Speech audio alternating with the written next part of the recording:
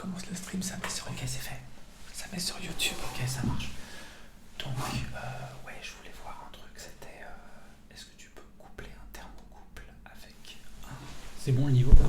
Ouais, je pense. Est-ce que le thermocouple, si tu arrives à le coupler à un condensateur, qu'est-ce que tu obtiens? Parce que du coup, je me dis que les condensateurs, ça a une courbe de température. C'est-à-dire que la capacitance, elle varie en fonction de la température. C'est pour ça que les synthés, la fréquence, elle, comme les capaciteurs, c'est utilisé dans les... Dans le capaciteur.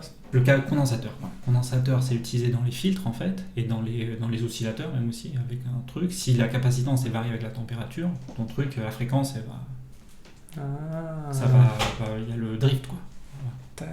D'accord. Et du coup, tu as des capaciteurs en fait qui ont une courbe ou truc. Et je me dis, si tu mets un thermocouple, comme le thermocouple, quand la température elle augmente, la capacitance elle augmente, enfin la différence de potentiel elle augmente, peut-être tu peux faire un capaciteur à réponse complètement linéaire en fonction de fréquence, un truc ultra stable. Peut-être. Mais il faudrait que je vois Mais ça, c'est pour l'oscillateur? Oui, enfin pour n'importe quel truc où tu as besoin d'une stabilité en température. Et du coup, c'est... Attends. Capaciteur... Parce qu'il y a les normes X70, etc., les codes CG, etc., dans les codes de nom de capaciteur, en fait. Capaciteur, et c'est... température, coefficient...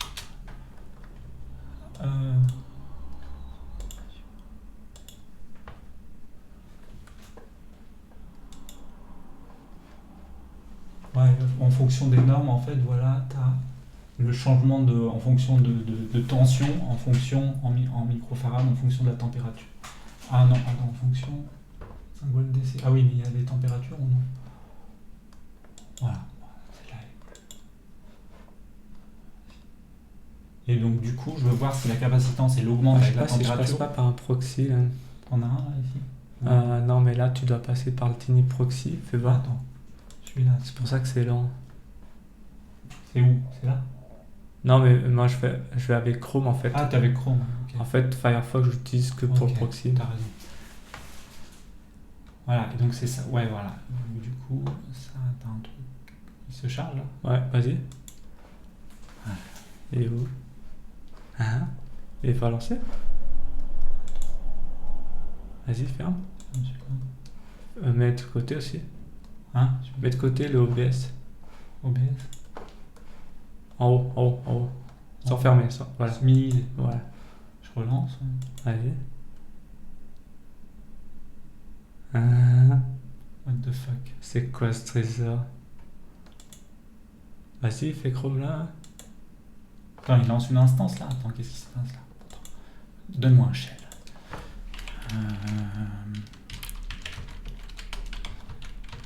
Bon, je sais pas s'il faut perdre du temps là-dessus, mais... Attends, juste rapide.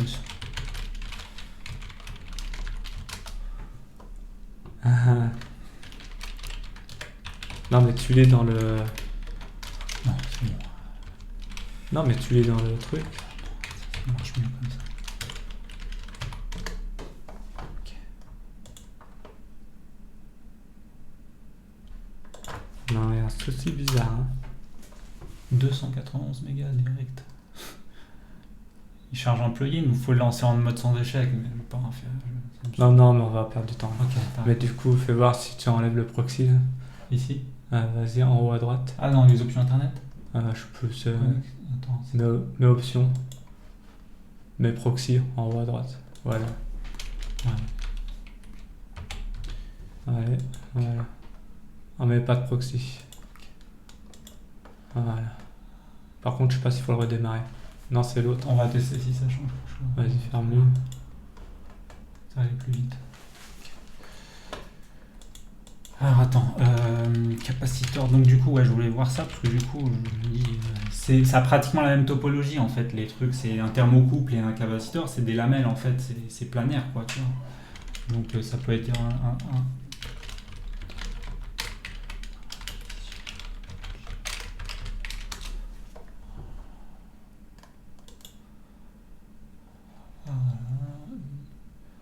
Qui a l'air pas mal, où il y a pas mal de valeurs.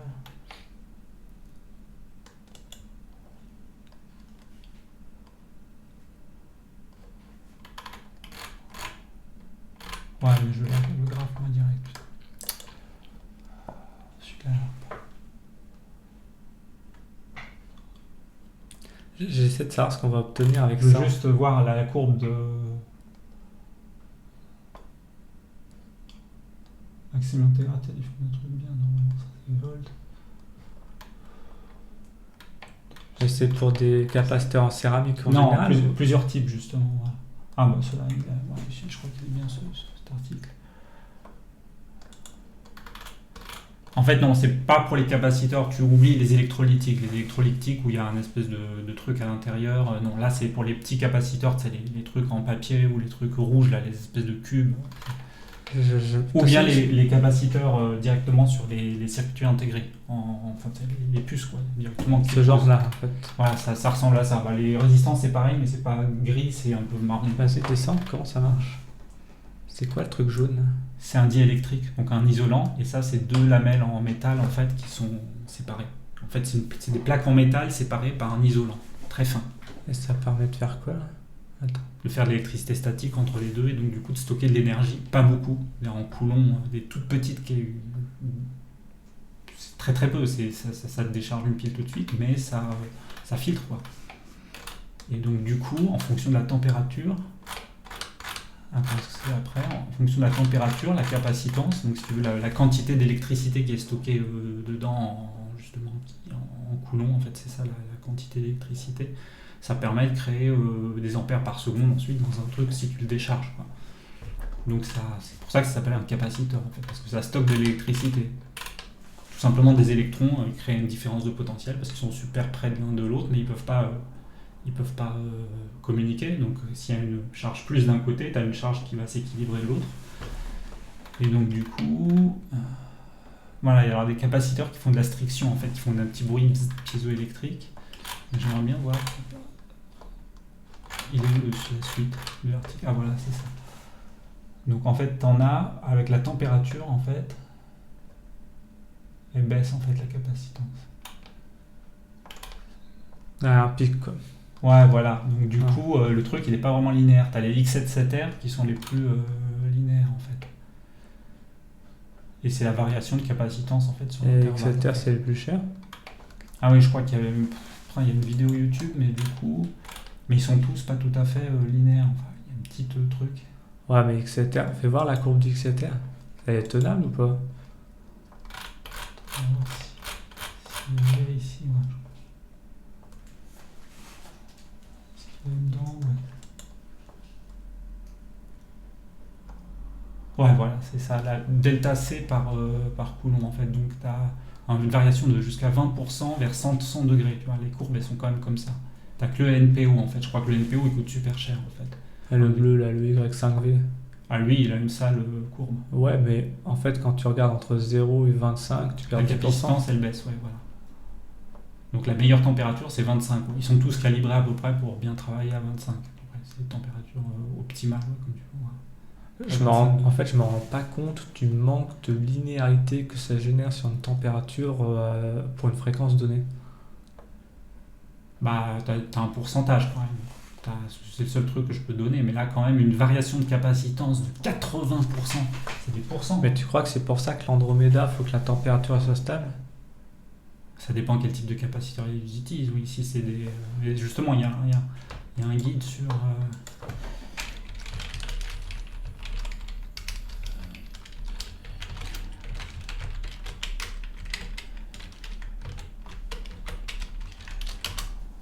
C'est XLR ou Ouais, X5R? X7R. Enfin, je vais mettre genre un article qui montre trop bien. Je crois qu'il y en a qui sont rouges, il y en a qui sont.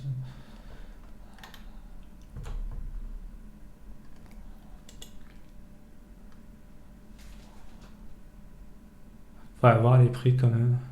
Ouais, X7R, ça coûte genre 10 centimes. C'est des capaciteurs rouges ou marrons, c'est dans des espèces de trucs comme ça. c'est Quand ils sont en il coûte 10 extérieur. centimes, il a Ouais, pas XLR, photo. c'est les meilleurs. Ouais. Ah oui, après, il y a aussi la stabilité en fréquence. Parce que tu as des capaciteurs aussi, que si tu les utilises dans le domaine genre, je sais pas, gigahertz, etc., ils vont pas avoir la même réponse que si tu les utilises à des basses fréquences aussi. Je m'en rends La pas capacitance compte. aussi, elle peut changer. Voilà, linéaire, température, coefficient. Capacitance linéaire, température. Classe 1. Ok, c'est C0G en fait.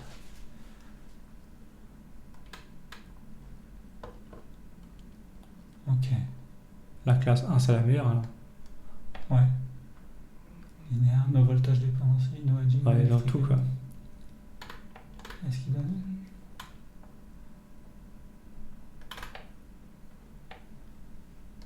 Ah, donc X7R, ouais, C0G en fait, c'est le code C0G en fait. Fais voir. Mais je crois qu'ils doivent avoir des.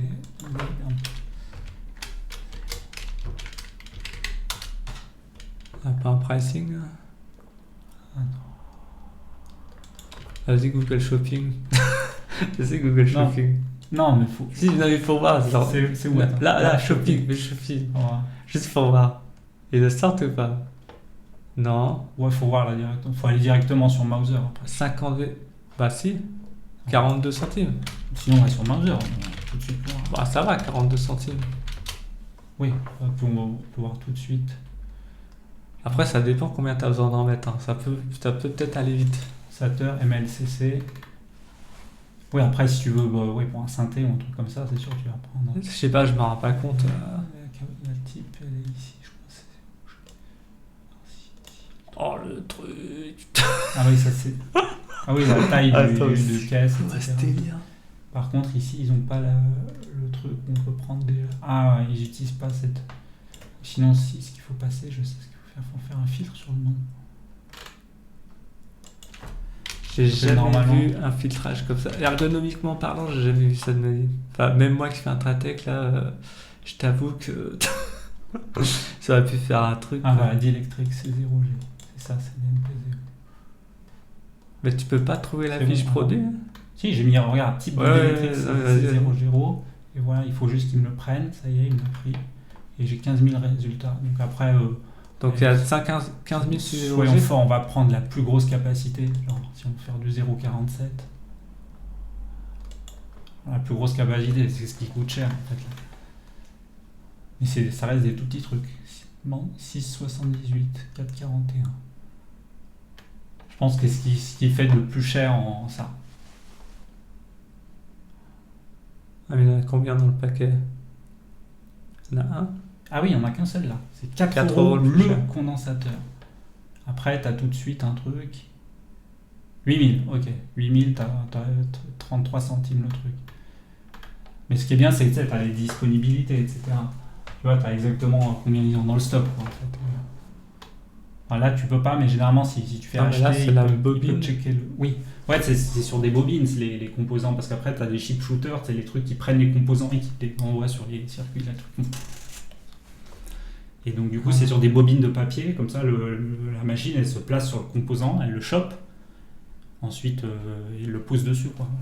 Voilà. Ouais, Ah oui, je me rends pas un compte. chip shooter. On va voir. C'est intéressant de voir, vu combien de cartes mères qui sortent dans le monde.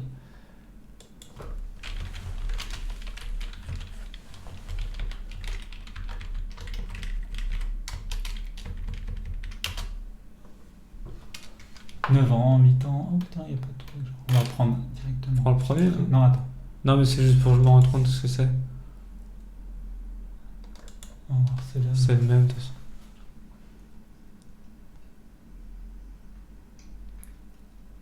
On va voir si l'image est bonne.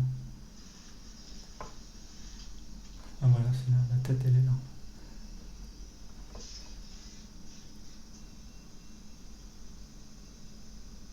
Il se calibre.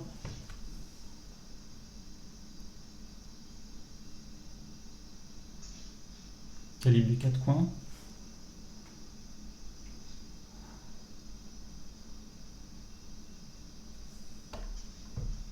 Ouais, il check au laser Ça, pour ouais, mettre c'est exactement là. Waouh. En 2 minutes, c'est plié? Ouais.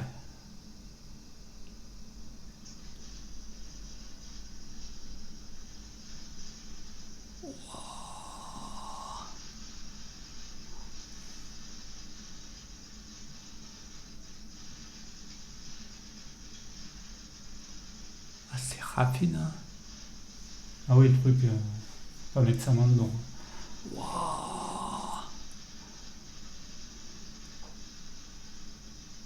C'est un Fuji, je crois que ça doit coûter genre 5 millions, un truc comme ça, 10 millions. C'est Fujitsu alors. Non. Je sais pas à quelle vitesse il va, 20 têtes il a. Ah oui, mais... il a 20 têtes le truc. Je peux en mettre. Donc là, ils peuvent produire. On va voir la Carte vitesse, mère. je sais pas s'ils disent la vitesse du truc. Bon. Non, mais c'est une carte mère toutes les 3 minutes, quoi. Ouais, Avec une imprimante à carte mère, quoi. ça coûte combien? Ça c'est important de savoir. C'est un vieux truc, par contre. Ouais, c'est un vieux truc, moi. Attends. Moderne. C'est pas les plus modernes. Ouais, mais si on c'est fait intéressant. Ouais, rapidement, on va voir. Sinon, ouais, on va voir. Mais je veux voir combien ça coûte. Tu vois, il n'y a pas trop de nouvelles vidéos. Non, mais ça veut dire qu'une machine comme ça de cases, fais voir, hein, parce que c'est peut-être pas si. Je peux pas te dire mais ça sur le bon point, mais pas loin. Hein.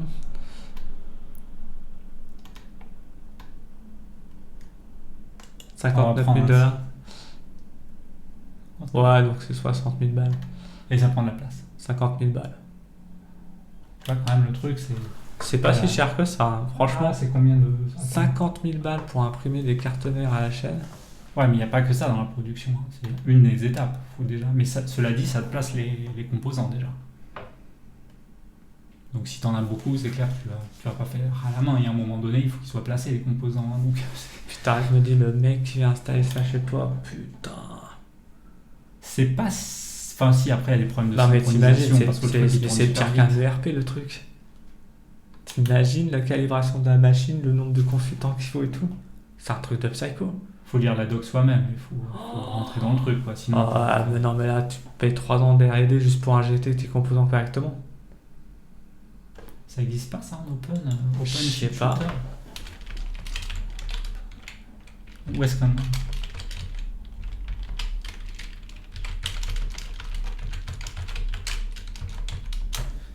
Elle en est où la technologie là? Bon, ok, pick and place machine. Attends, je vais mettre... Attends, il y avait un truc Cheap open source. pick and shave. Non, descends. Ouais, t'as bien. Ah, Science Direct, ok, c'est un article de... Ah, parfois, il y a Ça date de quand? l'article. C'est où 2018, je vois. Ouais, c'est récent. 2018, ouais. Ok, donc pour monter des scènes, donc qu'est-ce qu'il a fait? Ok, le gars il lâche. Ah ouais, le truc il coûte 15 millions de roupies, non? C'est ça en fait. Ok. Raspberry, ah si, attends. Open source en Raspberry Pi Arduino Software. C'est juste que le truc il est peut-être un peu lent, quoi. Mais Non, il l'a fait en mode chip, mais fais voir. il utilise du vacuum pick and... Ah oui, il y a une espèce de ventouse qui aspire le truc, je pense, c'est ça. Ok. Ok, donc il va faire un petit truc comme ça. C'est pas mal ça. Ouais, quelle vitesse il va? C'est surtout après ça. Et le facteur combien? Ok, C'est en plus sympa. il fait en plus le reflow oven. Ah oui, non, une autre machine pour... ensuite la soudure, il faut la chauffer, il faut le mettre au four pour chauffer, pour faire fondre la soudure avec le truc. T'as déjà une couche de soudure en fait, et ensuite tu mets ça Non, au mais- four. Alors, pour moi, c'est des questions de quand tu vas scaler, mais avant de scaler, il faut connaître le contenu qui précède. Le contenu qui précède, c'est ce que je vais m'acheter. Je vais m'acheter une machine à ongles. Oui, en fait, ça envoie c'est des UV à la même fréquence que pour développer le film de photorésiste sur Tu veux les faire sur les des PCB. UV pour les ongles? Non. Je vais faire des Non, mais UV. ça fait un malentendu, ça peut marcher. Ouais, sauf si je mets des circuits imprimés ici. Non, mais Non, en mais je fait- sais pas si ça existe. Non, mais je veux dire, Oui, c'est ça. Ça coûte pas marketingement- cher du tout. non, mais marketingement, Ah tu oui. peux inventer la connerie. Si ça n'existe pas, tu peux faire style, c'est une mode. Tu vois Ah ce oui, que je veux dire? oui, Bah c'est- oui. Et après, tu amènes ta petite machine, genre, tu vas au salon d'esthétique, Et tu mets la un petite PCB. lumière bleue qui va bien, tu Ouais, vois ce que je veux dire? oui, ça- Et machin, oui, machin, pour vos ongles et tout, vous allez voir, c'est génial. En fait, non, mais tu sais, c'est pour faire Nile UV lampe. Et en fait, ça coûte vraiment Ça marche pas ou pas? Ça cher. existe déjà, je Et crois. du coup, si tu fous ça, voilà, c'est ce truc-là. Et ce truc, ça coûte vraiment pas cher, c'est la source la plus Ah, simple. ça existe, ouais. Voilà, et moi je vais acheter ça, et en fait, au lieu de mettre un truc, je mets un circuit imprimé, dessus il y a du photorésiste, c'est une espèce de... C'est un film en fait, tu le passes au laminateur, Il y a genre. 35 000 vues pour ça. Parce que toutes les femmes connaissent ça, je pense. Enfin, Ah non, ça fait non, pas, c'est pas beaucoup, 35 000. Enfin, si dans les cabinets esthétiques, mais en tout cas, oui. Mais ça, Le truc, ça te permet de faire des motifs en fait, ça. Parce que du coup, tu mets un truc qui fait du photorésiste et après, quand tu passes C'est des à vrais UV, ongles, ça. ça révèle en fait. Oui, bon, après, ça c'est aussi. Maintenant, la du meuf, elle a curing. les ongles transparents. Voilà. Bon, après, mais oui. C'est pour les rendre transparents. Non, c'est du curing. Ça, UV LED, quand on met des espèces de. Tu sais, des colles, n'importe quel type de colle ou C'est un un truc collage, en vernis, fait. le truc, ça curing, ça permet de comment dire, mordre en fait. Le truc, il sèche tout de suite, la colle, ça la rend dure tout de suite. Ouais, ouais. Voilà, et tu envoies des UV. Et pour le photorésiste, en fait, là où la lumière elle tombe, du coup, le truc chimique il se disparaît. Là où la lumière elle tombe pas, le truc chimique est préservé. Donc après, tu mets un peu d'un bain avec un pH un peu plus élevé, tu laves le truc, tu as juste le truc chimique au niveau de là où la lumière n'est pas tombée. Donc du coup, si tu imprimes ton circuit imprimé sur du transparent, tu fais passer de l'UV dessus, voilà, ça imprime le truc. Après, tu passes à l'acide, après, tu passes au révélateur et tu as du cuivre juste à des endroits où. Ouais. Et donc, le truc qui est bien, c'est que tu as déjà 4 lampes. En fait, c'est des lampes de 9 watts. C'est des lampes, non, je crois, ouais, c'est 9 watts, c'est ça. Et ça coûte pas cher, en fait.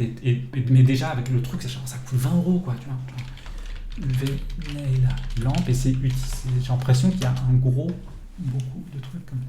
Parce que toi, c'est pourquoi? C'est pour l'alimentation de la machine à composants électroniques? Oui, alors. Donc du coup, par contre, il y a un petit problème, c'est que ces 4-là, je sais pas si tu vois les modèles, en fait, ils ont un peu de lumière qui sort sur les côtés. Il faut que la lumière, elle tombe comme ça, qu'elle soit collimatée. Donc en fait, que c'est pas des rayons qui tapent de traviole. Il faut que tous tes flux lumineux, ils descendent comme ça. Donc il vaut mieux que ce soit sur une plaque de scanner. Tu sais, genre les vieux scanners A4. Tu mets plein de LED dans tous les sens, et bon, ta lumière, elle sort à peu près, elle fait pas genre 30 cm. Donc elle est juste, voilà. Donc il faut éviter les sources, bien sûr, J'ai pas compris en fait. Et donc tu vois ces 4 lampes là, voilà, ça coûte genre 6 €, tu vois, t'en as 4 dans cette espèce de petite arche là. Le problème c'est que les lampes qui sont un peu sur le côté, elles vont illuminer ton composant de traviole en fait. Donc ces deux là en fait, il faut juste tordre la boîte et la mettre plus haut. Une fois que tu solutionnes le problème de trajet de lumière, t'obtiens quoi en fait? Qui va te permettre de faire quoi? Bah, c'est un circuit imprimé avec genre les traces, genre exactement, où t'as plus qu'à poser tes composants après. Donc faire tourner la machine de composants. Presque, ouais. Par contre, je veux voir. Mais ça, c'est pour le scale, tout ça. Mais ça, oui, voilà. Mais ça, c'est pour une machine, c'est le scale après le rouleau à pâtisserie, si tu veux. Ouais. Minimum. Ouais, mais je veux dire. Le scale au niveau pour faire des. Parce que le problème. Tu vas scaler quoi du coup? Non, ce que je me dis, non. Tu vas scaler quel projet en fait? J'essaie de résoudre le dilemme de si tu dois à un moment faire un PCB. C'est quoi un PCB? Un circuit imprimé, quoi. Ouais. Est-ce que tu le sous-traites? Genre, t'attends 1 semaine, 2 semaines, enfin, c'est pas un truc. Mais tu payes genre 10 $ pour 10 PCB, quoi. Après, si tu fais plus de business avec eux ou si tu prends 100 pièces, voilà. Bon. Mais le problème que tu vas avoir, c'est qu'il faut quand même tester ton truc, quoi. Ça met un peu de temps, tu vois. Donc, genre, si le truc il arrive et si le truc est foutu. À 10 balles, ça se tente. Donc, il faut être hyper précis dans la génération, c'est-à-dire dans la maîtrise du logiciel de DA, en fait. Il faut que tes footprints de pad en fait où tu as la soudure soit bien. T'as plus qu'un template DA à faire. Oui, le problème. Donc c'est bon. Oui, le problème c'est que tu as certains manufactureurs qui suivent pas les normes exactement. Genre, tu as des cases genre 0,6, 0,3. Non, mais ce que je veux dire, oui, il va y avoir des problèmes. Je veux dire, au bout d'un moment, si tu utilises un et que tu interagis avec, il peut y avoir 2-3 allers-retours, mais ça va passer. Et tu as le problème de la librairie en fait, d'avoir les footprints déjà des trucs. Tu as des gars qui les génèrent pas. Il y a un business autour de ça en fait. Et donc, du coup, les génèrent pas? Oui, si tu veux, les librairies de footprint, de trucs. Bon, c'est des trucs assez génériques, c'est-à-dire après, tu as des normes genre SOC. Il y a des sources non exploitées? Non, c'est qu'après, il y a plein de normes. Mais en gros, tu as les SOC, tu as les trucs à 3 pattes comme ça, tu as les trucs... Non, mais ce que je veux dire, c'est que les mecs proposent des templates DA sur des produits finis, quelque part. Voilà, et moi, maintenant, il y a beaucoup de trucs en ligne. Les produits finis qui émergent, qui fonctionneraient le mieux, voilà. c'est quoi? J'ai trouvé Easy EDA. Enfin, tu sais, j'ai testé une technologie. Et en fait, il y a une technologie où en fait, les gens en fait, ils contribuent et ils rajoutent leur. Parce que le gros problème, c'est si tu veux genre choper tous les footprints de tous les composants de chez Murata, par exemple, qui est un gros goût de Philips ou je sais pas, etc. Tu es obligé de télécharger les librairies souvent, juste pour un composant. Tu n'as pas genre la librairie où je pense qu'elle se passe sous le manteau assez cher, tu vois. Ouais, si tu veux avoir tout le monde, ils centralisent un peu. Donc, EDA, en fait, bon, voilà, les gars, chacun fait sa librairie, et puis après, il y a des rankings, la meilleure, puis voilà, après, tout le monde utilise la même. Puis, non, mais après, c'est contribué individuellement. Enfin, je veux dire, une fois que tu as résolu le deal de la stratégie d'usage des librairies, voilà. tu pars sur quoi? Bah après, c'est effectivement la taille du composant, parce que genre un 0,8-0,3, je pense que le chip shooter, pour le placer, tu peux même le placer facilement à la main. Enfin, 0,8, 0,4, c'est genre 0,8. C'est quoi la taille de toi C'est genre, c'est 2 chiffres. Un chiffre, c'est la taille, c'est la Non, taille. mais la taille du PCB. Non, là, La je taille parle- du PCB, c'est Ah, la taille du PCB, ça peut être un truc comme ça, genre pour le truc à Ouais, rouler. pour 10 balles, c'est quoi? Pour 10 balles, c'est un truc comme ça, à peu près. Une main, quoi, une petite Ouais, main. non. Et tu mets quoi sur une petite main? Tu mets combien de composants? Bah, les composants actuellement, genre Ah bah à la louche, t'en mets 0,6, 10, 50, 100? 0,6, 0,3. Attends, sur un truc comme ça, Ouais, attends. 200, 300. à peu près. 300? Bah oui, 0,6, 0,3. Genre 0,6, 0,3 case, c'est pas mal, si tu veux. Je m'en rends pas compte. Ah, moi, j'ai essayé de souder D'accord. ces trucs-là. Mais... Le- Voilà, c'est genre, ça c'est 0,1 mm sur 0,1 mm. Le quoi? Ça, c'est à l'écran, mais je sais pas si la DPI est correcte. Mais bon, là c'est pas. Mais ça, imagine, ça c'est 1 mm sur 1 mm. Ouais. Imagine, genre, sur ton composant. Oui, donc c'est ça. Bah ça, genre en metric code, c'est du 20-12. C'est où 0603? C'est là. C'est tout petit quand même déjà. Par rapport à 1 mm sur 1 mm. Et le plus petit, c'est 0,4. Donc ça, c'est la résolution de ton PCB? C'est ton. Non, ça c'est ton. Oui, voilà. Mais ça, c'est la taille, le footprint, si tu veux, la taille du grain de riz. Si C'est tu la veux. résolution le de ton composant. PCB? Non, le composant, c'est ça. Non, je veux dire, un composant, genre un condensateur ou une résistance. Voilà. Le case le plus petit que tu peux poser en termes de taille du composant, c'est ça, c'est 0,402 à peu près. Oui, mais donc là, ton PCB, il fait... Bah, ton PCB, là, il peut faire à peu près ça, imagine Ça ça. a une résolution de 1 mm Si ça, c'est par un millimètre. 0,5 mm Bon, bah alors attends, ça c'est sur une main, en fait. 1 cm, 10 cm. Une main, c'est Ouais. 20. 10 cm sur 10 cm. Tu vois combien on 10 peut sur mettre de 10. trucs comme ça? Tu peux en mettre plus, 100, je pense. Bah, 1000... Après, tu as des 1 million. espacements. Ouais, mais en fait, c'est... Attends, Oui, bah après, oui, mais t'as des trucs intégrés. Faut pas... Après, si t'as besoin de mettre 1 million, t'as pas 100 besoin, fois 100. t'as pas besoin Non, de 10 mettre 000. 1 million de résistance. Tu 10 mets 000, des- mais c'est pas 10 000, parce qu'après, il y a les circuits et tout, donc... Ouais, mais tu mets Bon, des tu chips. peux... Non, mais tu peux... Visiblement, tu peux en mettre plusieurs milliers. Mais bon, il faut que les composants fassent cette taille-là. Mais il faut que ce soit l'hyper analogique, parce que sinon, t'auras pas genre un millier de trucs. T'auras des trucs qui font de la fonction de X trucs. Non, Sauf mais sur parce Magic. que la question, c'est que c'est ton logiciel, là, Ah oui, tu le peux chip faire le shooting. plan de ton produit, quelque part. Et tu le donnes à imprimer à un Oui, voilà, sous-traitant c'est ça. pour 10 balles. C'est genre PCB, Voilà. ouais, je crois. Et donc, du coup, tu sais que ton coût de prod, ça va être 20 balles, quoi, on va dire. Puisque tous les composants, plus l'orga, machin, 20 balles de l'unité. Ouais. À 20 balles l'unité, On va voir si ça, d'un si ça PCB. change. Genre.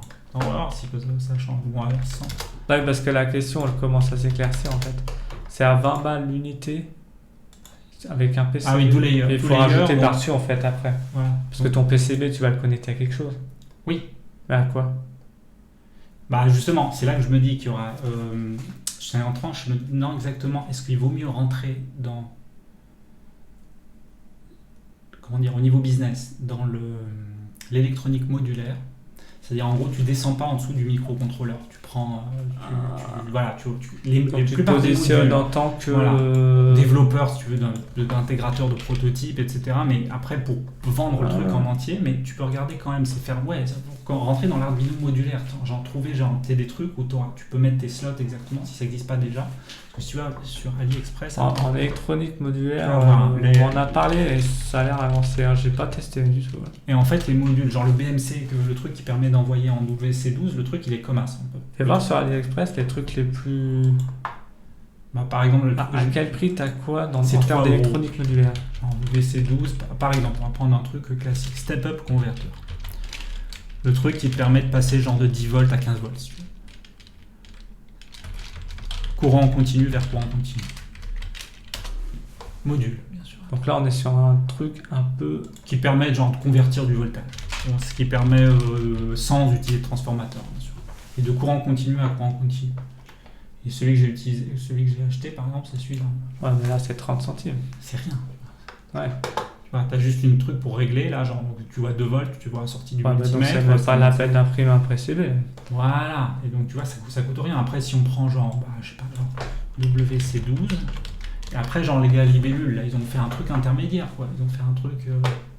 Donc là, en électronique modulaire, donc si tu pars sur sur une production. Parce que là, tu partirais plutôt sur une production à l'usage de composants d'électronique modulaire qui existeraient déjà. Ouais, donc ensuite, le problème, c'est que si je prends ça, c'est que je suis en gros, je dois trouver le bus de communication. Alors, la plupart des trucs comme ça, attends, c'est pas Le bus de communication, ouais, et c'est du serial, en fait, c'est du TTL. Attends, c'est pas VC02, c'était quoi 433 TTL. Ouais, en fait, c'est comme du serial, en fait. Donc, t'as 0, Ça 5. marche sur un PC ou pas? Parce que finalement, c'est ça la question. Faut que ça soit valable par un PC.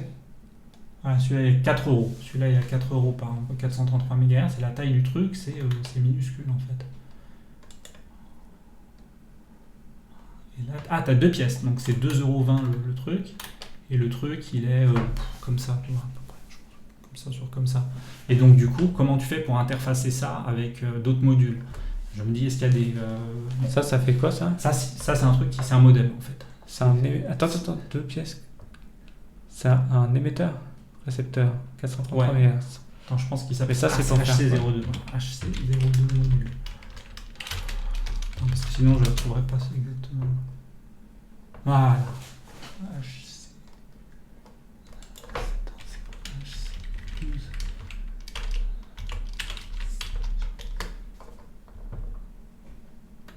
Oui, voilà, HC12. Ça, c'est celui que j'ai acheté. Donc, en fait, le truc, il est commun, en fait. Tu vois. Et donc, ce truc-là, en fait, là, ici, en fait, tu as un pin 5 volts, un pin ground, donc 0 volts. Et ça fait émetteur récepteur. RX-TX, donc RX-TX jusqu'à 50 200 bits par seconde. Et donc, voilà, c'est du TTL. C'est-à-dire, en gros, le câble entre ici et ton Arduino, il ne peut pas dépasser genre 30 cm. Ouais, c'est pas grave, ça. Hein. Oui, sauf si tes mesures doivent être... Non, mais ok, tu fais une boîte avec un Arduino et ça dedans. Voilà. En fait. Alors après, ce que je veux dire, derrière, tu fais quoi après? Bah, t'as un récepteur. Attends, en gros, t'as TX-RX. T'as un émetteur récepteur 433 MHz connecté à un PC, c'est ça? Qui peut aller, j'ai testé, moi, 100 mètres, il n'y a pas de problème.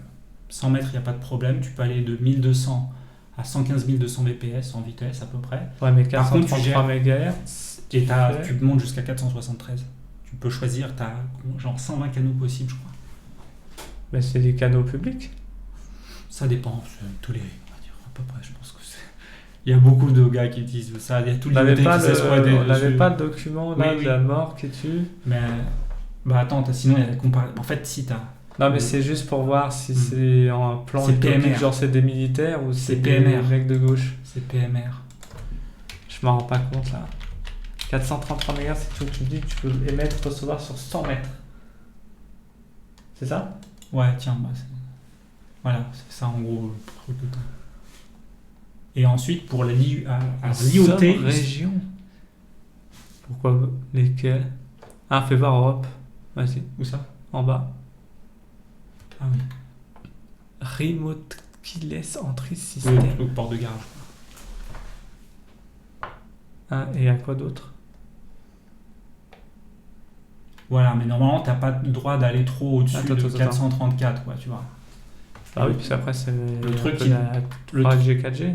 Non, après, il faut regarder, mais le truc, les trucs débridés, oui, bon, après 100 mW, c'est pas grand-chose, mais bon, faut que chacun...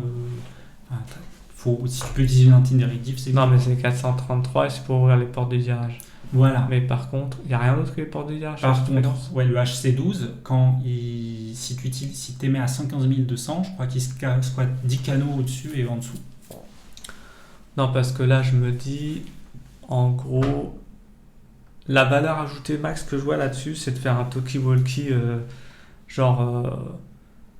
c'est la distance que tu peux avoir, parce que le problème du Wi-Fi, c'est qu'il est utilisé. Non, mais c'est la distance maximum entre un capteur, parce que le truc qui va intégrer les données, quoi. En fait, ce serait presque, c'était un peu flou. Tu ferais un téléphone mobile. Ouais. Oui, j'ai pensé justement à mettre un codec. 400... Si c'est possible de mettre des codecs, genre qui descend à 9600. Si je pousse l'ambition du truc au max, en étant complètement taré. Je dis, je fais un téléphone mobile low-tech 433 MHz qui part sur des fréquences à genre 100. En gros, c'est des talkies open bar. Ouais, enfin de la radio digitale, quoi. Non, c'est-à-dire, genre tu te balades et t'entends je sais pas, tu ouvres une fréquence et t'entends qui parle, ou sinon tu peux te faire des appels. Ouais, mais Tu peux utiliser peut-être plusieurs bandes, tu vois. Ouais, mais ça utilise beaucoup de bandes passantes. Non, mais ce que je veux dire, Je c'est pense que l'IoT, c'est mieux de non, mais pouvoir enlever très très peu de données. Non, mais ce quoi. qu'il faut comprendre, c'est que tu rentres dans un monde Oui. où t'envisages qu'un jour, il y a une rupture technologique telle qui va nécessiter de pouvoir communiquer localement sur En une mode distance maillage de complet. 100 mètres. Ouais. Bah, c'est déjà l'IoT ce qu'ils font. Donc sur quand même une ouais. haute fréquence. Et, oui, mais là, c'est une haute fréquence. Oui, par contre, oui, mais l'IoT aussi. L'IoT, ils ont le 860 MHz et tout. LoRa, c'est du 868 MHz en Europe. Eux, ils ont ça. Hein. Et, par contre, la différence entre ça et LoRa, c'est que ce truc-là, ça fait juste... c'est un modem tout con, en fait. Quand tu lui dis d'émettre, dès que son buffer il s'en va, il commence à émettre. Il n'y a pas d'AKG de réception, il n'y a pas de TDMA, il n'y a rien de ça. Mais non, parce que là, tu as juste la bande, mais après, libre à toi d'établir un protocole. Exactement. Et tu as le mode AT. Et justement, quand tu passes un des chips, justement, un des comment dire, le mode AT, c'est le mode commande. Et en fait, quand tu passes... Ah oui, AT. Voilà, quand tu passes comme un modem. En fait, quand tu passes dans ce mode-là, tu peux lui dire genre baisse ta puissance d'émission, baisse un truc. Par contre, il y a un truc qu'il n'a pas, c'est le RSSI intégré. C'est-à-dire, en gros, le combien, est-ce que je t'entends bien ou mal, en fait, genre. Et le RSSI, c'est pour chaque paquet reçu. Le LoRa, il a ça. Ça te dit, voilà, ce signal, il est reçu à moins 110 dB, quoi. Ça te permet de voir ton gain. Genre, si tu es en train de le perdre, tu vas plus l'écouter, ou truc, ou si le signal, il est fort. Donc, tu arrives à savoir à peu près la distance de ton truc, quoi. Et un peu les équilibrer, éviter qu'il y en a un qui part, qui écrase tout le monde et tout, comme qui tombe sur le canal. Et il faut plusieurs canaux, quoi. Voilà, et donc là, voilà. Et après, mais je veux dire, grosso modo, non mais là je raisonnais plutôt en termes de mise en application. Ok. C'est-à-dire que tu te retrouves avec des gugus qui ont le pseudo smartphone en main. Qu'est-ce que tu les vois? Non mais l'usage qui en résulte. Non mais après je dis pseudo par smartphone parce que c'est-à-dire que selon ce que tu vas mettre dedans pour définir le contenu des échanges à cette fréquence, ça peut être de l'audio, ça peut être de la vidéo, ça peut être du texte, ça peut être déjà faire l'inventaire de l'existant.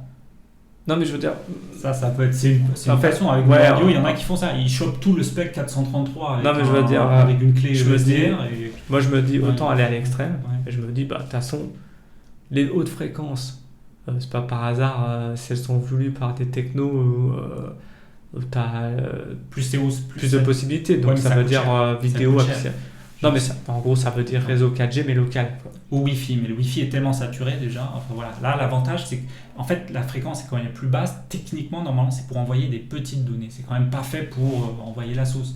Donc c'est c'est en mégahertz. C'est en mégahertz. Ah oui, je crois que 433 MHz, donc la fréquence de Nyquist et tout. Bon, je crois la formule, genre sur 433 MHz, tu peux faire passer, je crois 800 MHz, mais si tu peux pas tout le filtre de 0 à 433. Attends, parce que la bande la plus stratégique, c'est la bande des 700 MHz. C'est possible parce que les antennes elles sont petites. Ouais. Et voilà, oui, mais la bande, je suis très étonné que la bande des 400 soit laissée vulgairement à des portes de garage. Parce que plus la fréquence est basse, plus elle traverse les murs. Oui, c'est vrai. Alors, je me dis, putain, cette bande de fréquence, elle est ouf parce que il y a suffisamment de bandes passantes dedans, ça traverse les murs et c'est laissé aux portes de garage. Elle est super pas utilisée. Il y a un truc bizarre, hein, franchement. Mais il faut mettre un SDR et voir ce qui se passe genre en ville. Quoi. Mais je sais pas, mais bon, je veux dire, il y a de la réglementation. Clairement, tu aurais des bandes passantes inférieures, mais elles seraient tout à fait honorables. Oui. Le truc, clairement, tu peux mettre de l'audio et tu peux mettre de la vidéo basse résolution. Oui. Attention, à 115 kbps, il faut vraiment à 100 milliwatts, il faut que le truc genre il soit à 10 mètres. Quoi. C'est plus déjà... Attention. Je sais pas. Pour avoir genre les 1 km qui disent dans le truc, ou même en LoRa, il faut... Disons faut faire de la télémétrie. Descendre en dessous de 2400. Il faut au moins l'audio. Ouais, alors l'audio, je crois la limite c'est 2400, mais la voix, avec Opus, j'ai regardé justement. Après, Opus. voilà. Après, c'est au niveau audio, c'est Non, parce que tu peux la faire quasi full électro, en mode talkie-walkie, tu vois, genre il n'y a pas d'appli. C'est juste des canaux. Tu utilises moins de bande passante. D'un côté, si tu utilises du digital, tu peux en compressant plus ou moins bien. Non, mais c'est-à-dire tu as plusieurs modèles. C'est-à-dire, soit tu dis je fais des talkies, mono, cano, tout le monde est sur la même fréquence. C'est le modèle le plus Mais simple. c'est déjà, c'est Baofeng. Ah oui, parce que t'as pas vu le dossier Baofeng. Non, mais c'est le plus simple. Les gars, ils ont genre, tu sais, genre les régulations européennes, on s'en fout. Tu sais, ils ont fait genre comment dire, des modèles de Talkie-Walkie débridés, genre 144 MHz en bande radio amateur. Ah oui, genre ils ont lâché le truc de 4 paysan. watts, voilà, genre 150 euros, quoi, tu vois. Bon, truc genre normalement, il faut une licence, quoi, tu vois, ici, on peut pas émettre comme ça.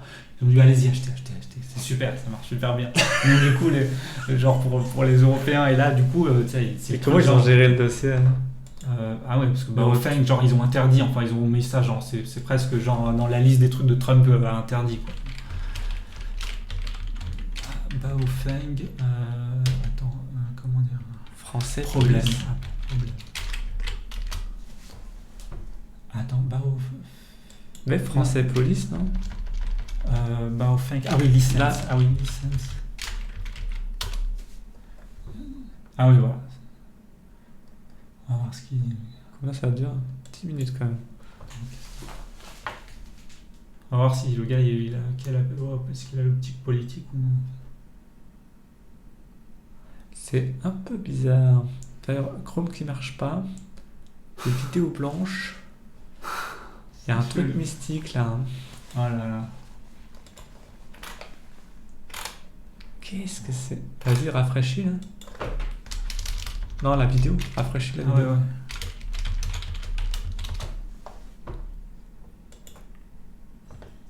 Ah oui.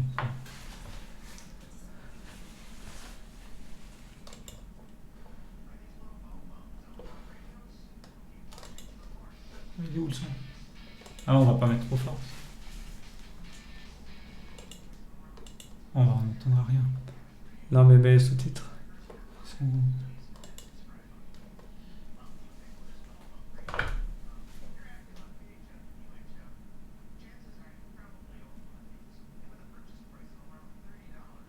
$30, ok.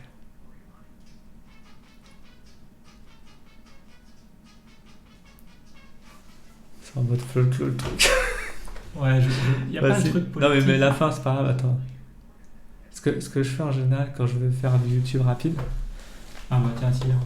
Voilà, illegal marketing of unauthorized radio frequency device. Ok, donc t'as le dossier.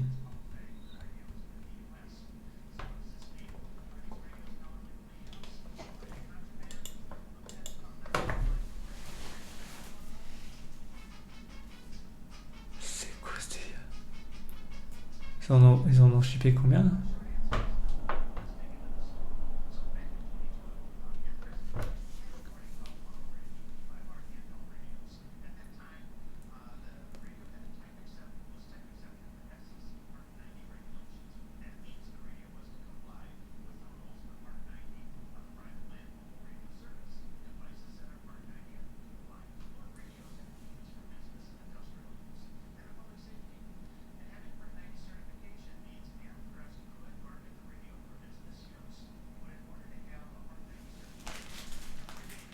Ouais, puissance d'émission.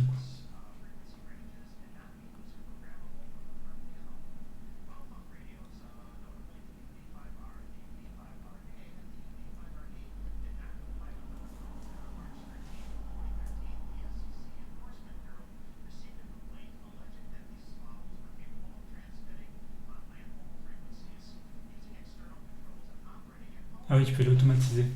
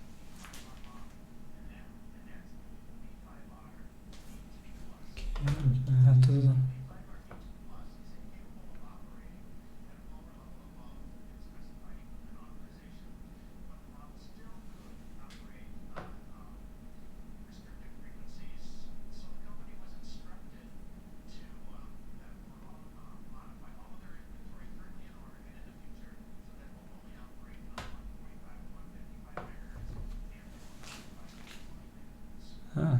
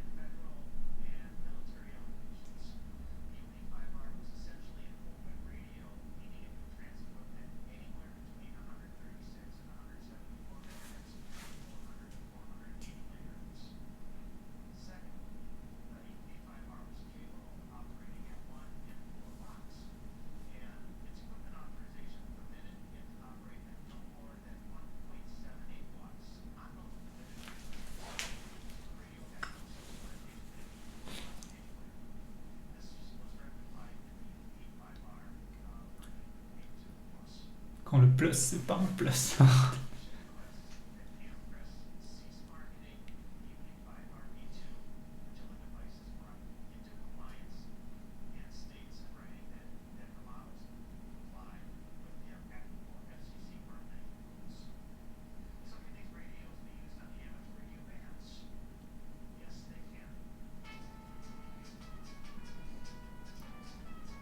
Ouais, parce que les gars, en gros, ils vont pas commencer à émettre sur des fréquences où ils savent pas ce que le truc. Donc au moins, ils savent, si on émet sur les fréquences radio amateurs, on est plutôt tranquille, quoi. Ouais, d'accord. On va se mettre des radios amateurs à dos, mais genre, ils vont pas émettre sur Mais des fréquences. la baston, elle était là en tout cas. Voilà, c'est ça. La baston, on a des règles, voilà, on veut pas que tout le monde importe ces trucs-là, quoi. Et il y en a eu quand même beaucoup qui sont passés, je crois.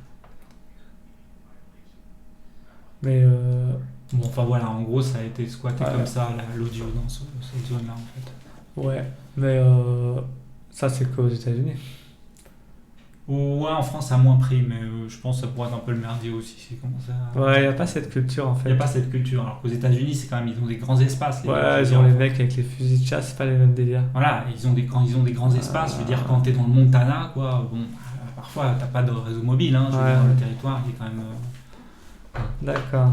Donc c'est vrai que là-bas, ça c'est une histoire déjà pliée. Ouais. Mais par contre, le LoRa, ça va jusqu'à 10 km, quoi, le truc. Je pense avec LoRa, genre, on en a parlé, j'ai pas du tout regardé. Le truc, c'est. Mais par contre, il y a des petites. LoRa.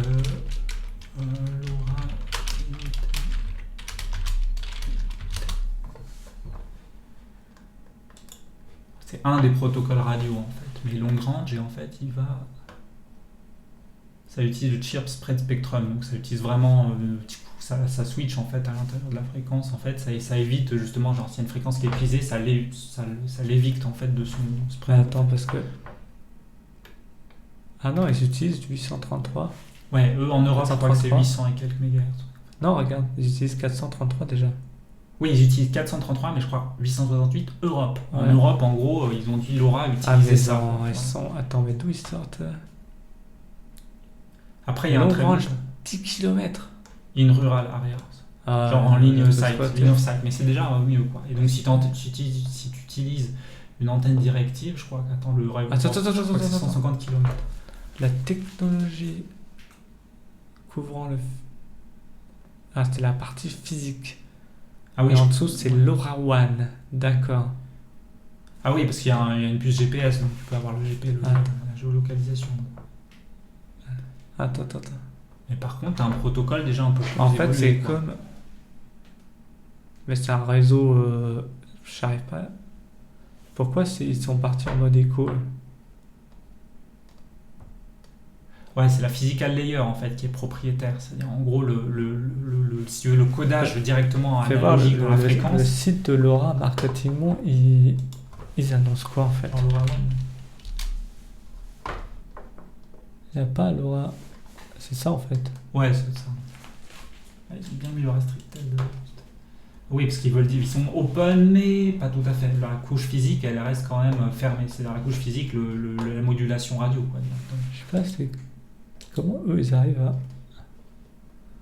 se placer là. Démystifier le tutoriel, 20 minutes. Ah, mais on peut faire moins. Synergie.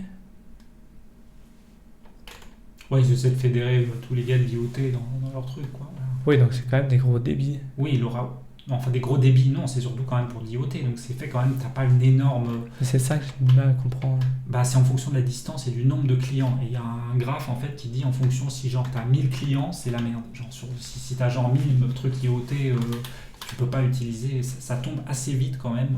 La courbe, elle est comme ça. Genre, t'as 10 trucs, c'est comme ça. Après 100, ça tourne exponentiel.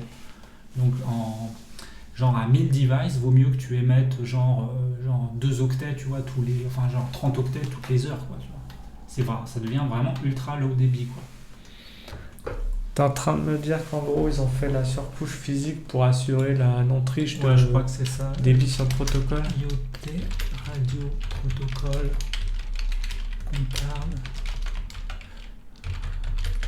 Je crois, rapide si on trouve un.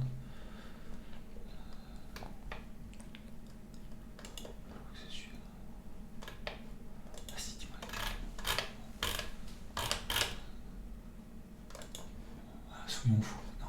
Ah si. Oui, c'est celui-là.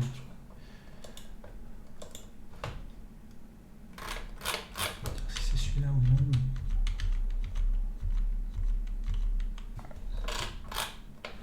Faut faire une rotation. Alors pas mal celui-là, mais... Non, c'est pas celui-là, mais c'est pas grave, je vais pas rentrer dans le truc de... Je sais pas, en tout cas, ouais. Comment on fait pour tourner Rotate View?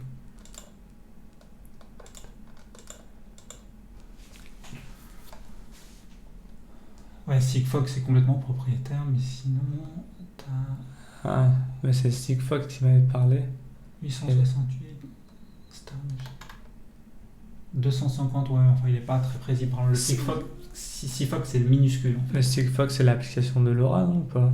Non, Sigfox c'est vraiment pour de la télémétrie, mais genre très très bas débit, quoi. On voit très très peu de matériel. 100 bps en upload. Et encore, je crois qu'il y a un moment, ils avaient un modèle où c'était facturé en fonction de l'utilisation. Je sais pas comment ils l'avaient fait. Je crois que c'était un module très fermé. C'est tellement bas comme débit, pourquoi ouais. Mais parce que genre c'est fait pour gérer genre 20 000 clients. C'est sur quoi le la même canal. fréquence des autres? 2 Go 4, le Bluetooth. Attends, fais voir. Bluetooth Light Energy, 1 Mbps. Voilà, 1 méga. Mais c'est mieux le Bluetooth Light Energy. Ça dépend le type d'utilisation. Ça dépend Par de contre, la, tu vas à 30 distance. mAh. 30 mAh, genre là, le truc il fait genre 3 mètres.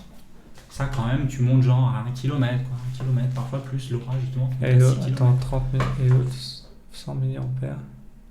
Par contre, potentiellement, sur 6 km, tu vas traiter beaucoup. Tu vas réussir à joindre beaucoup de clients. Genre 1000 dans ton réseau, imagine, t'en as 1000. RFID, c'est 4 Mbps. Bah, c'est en 154 kHz, assez haut quand même. Genre, ça doit avoir des technologies 4 mégabits. Ultra low power.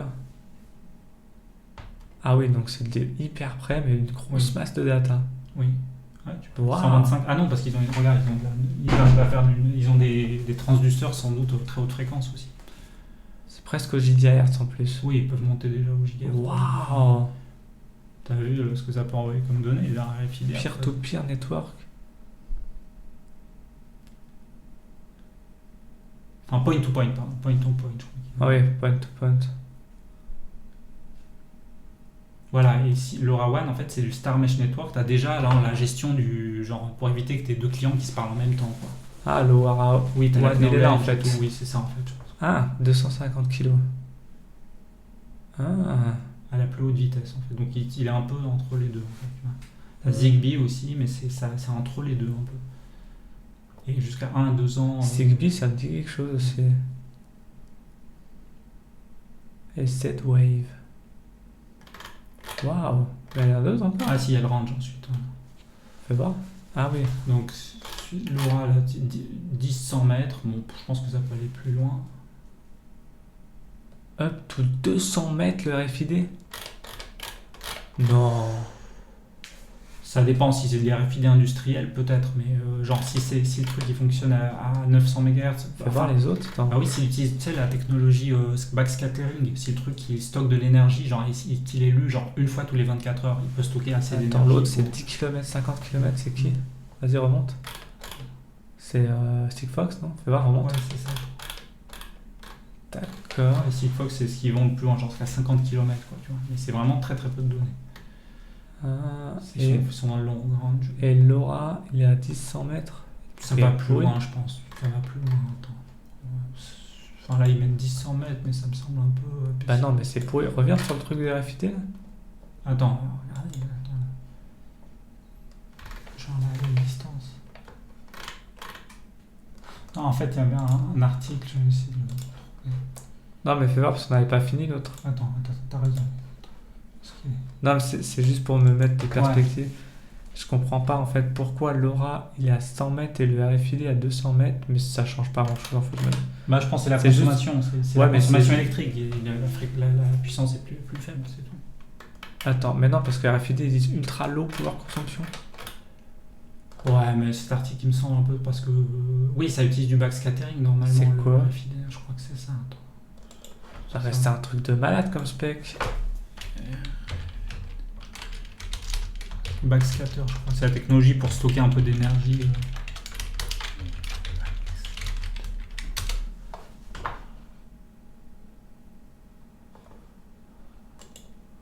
Ouais, c'est ce qui permet de stocker un peu d'énergie en fait.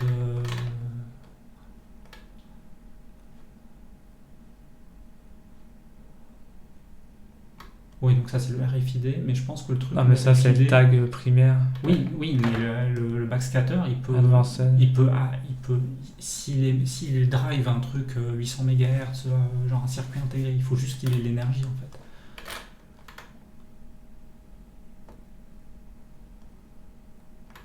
Mais je veux voir combien tu peux stocker. J'ai un truc qui m'échappe. Il y a un truc qui m'échappe sur la capacité du RFID. Est-ce que ça peut balancer du 4 mégabits seconde, du 4 Mbps à 200 mètres pour une consommation électrique quasi nulle?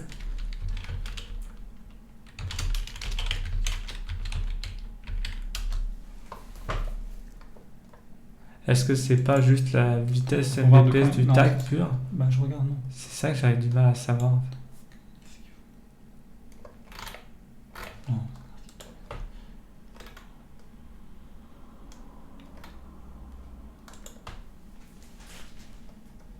De quand? 2014.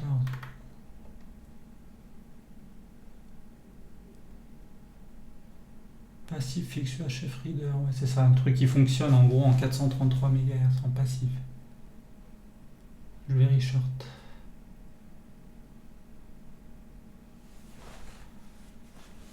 Ah ok, donc le truc il scanne vers la direction du tag pour récupérer plus d'énergie en fait, il beam l'énergie sur le tag. 60 feet. Donc 20 mètres en fait.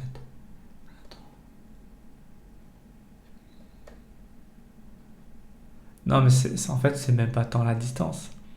C'est la bande passante et l'énergie. Bah oui, c'est ça. Plus de. Non, mais ce que je veux dire, c'est pourquoi c'est nettement supérieur aux autres. Bah parce que c'est fou cette histoire. Tu vois pas les chiffres, c'est fou. Je veux dire, c'est low power, tellement low qu'ils mettent même pas un nombre de milliampères. Ouais, mais avec une bande passante de ouf. Ouais, c'est le truc backscatter. Avec 200 mètres, mais genre. Oui, mais tu peux peut-être envoyer genre un pulse, genre de. T'as tellement pas d'énergie que tu peux peut-être envoyer assez de trucs, mais pendant genre une nanoseconde. C'est ça que je me dis en fait, mais c'est ce que je me dis, mais c'est pas noté, tu vois.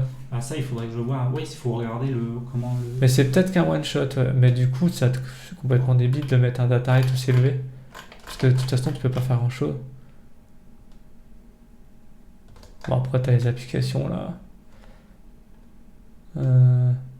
En tout cas, c'est sûr que. Mais il est bien ce document, puis ça résume bien la situation. Oui. Ah, et bien sûr, il y a le cellulaire. Mais ça, c'est généralement, cellulaire, ça coûte cher, donc c'est utilisé vraiment pour les trucs mission critical. Le Z-Wave, ok.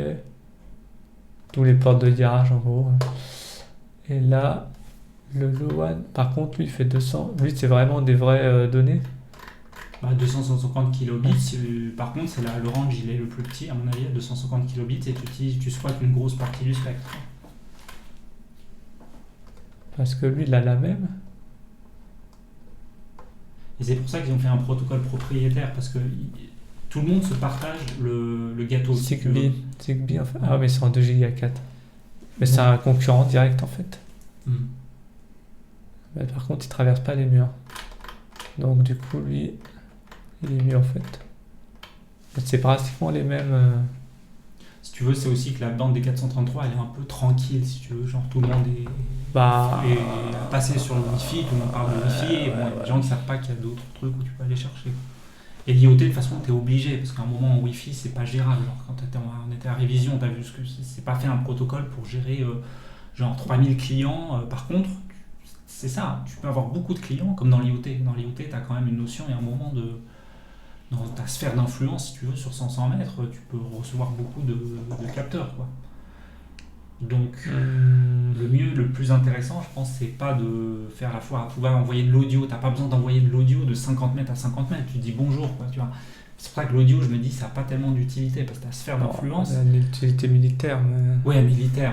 En gros, on recode genre un tétra, ce serait ça finalement, un trunk radio. Je sais pas. LoRaWAN, ils font ça. Ils ont un mode gateway, c'est-à-dire c'est une espèce de station plus puissante qui récupère tous les signaux des IoT. Et ça, c'est un des trucs protocolaires qui est déjà un peu intégré, quoi.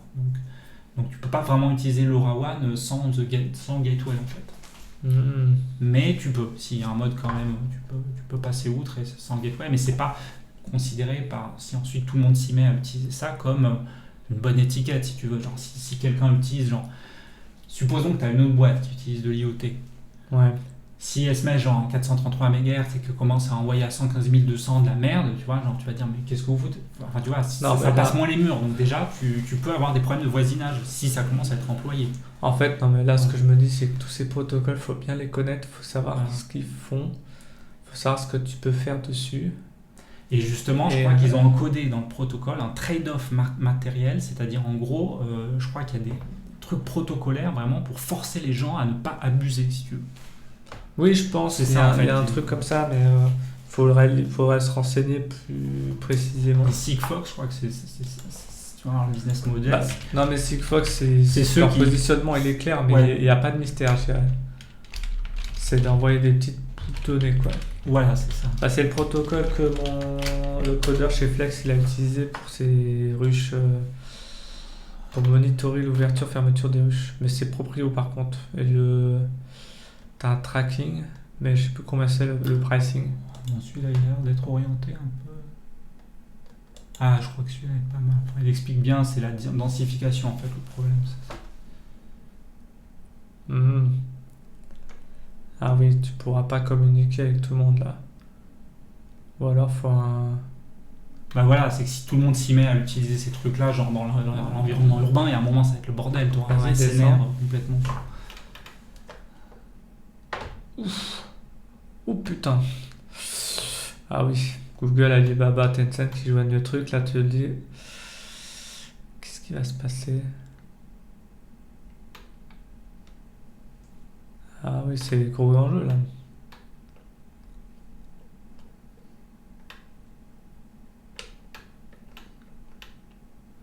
Oui, donc ils ont vraiment pensé dès le début en fonction de cas de figure industriels qu'ils avaient. Gateway, de faire un réseau, quoi, avec un trunk sur d'autres fréquences, parce qu'à un moment il faut désengorger le truc. Mais par contre, oui, donc en fait.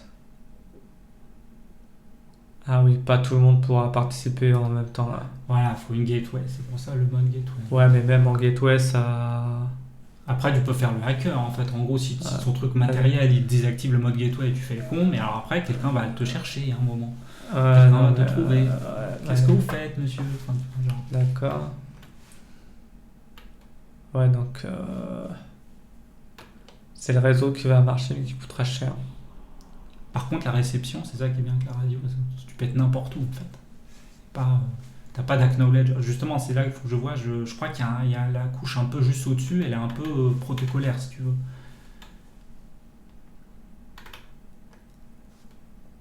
Bon. Après, je sais pas. Ouais, je peux te montrer. Bah, de toute façon, 1 heure, je crois que c'est passé déjà. Ça va être... Fais voir, on est à combien? Je sais pas, franchement. C'est allé. Comment ça c'est là 1h04. Ouais, bien dit. Ok. Ouais, bon, voilà, aussi.